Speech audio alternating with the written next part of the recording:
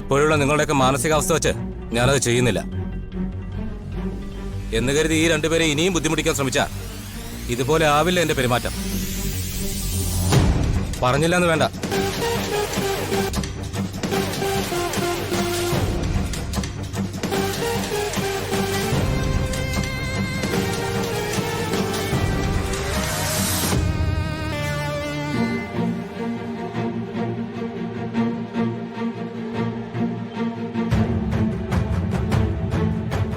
നീ പറഞ്ഞപ്പോഴൊക്കെ നിന്റെ എല്ലാ കാര്യത്തിനും കൂട്ടുന്നവന് ഈ ഏട്ടൻ.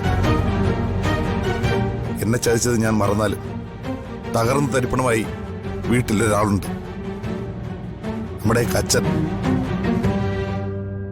അതുപോലും നീ ഓർത്തില്ലല്ലോ.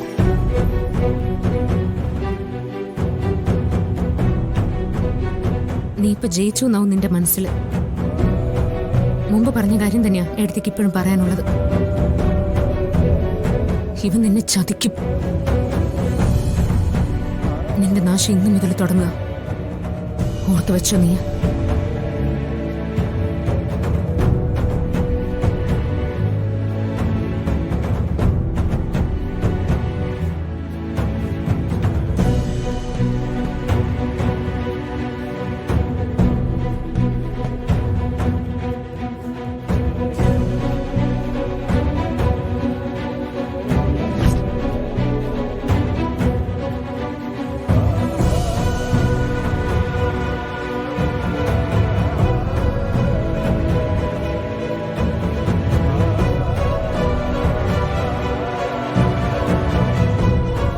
സ്നേഹവാ.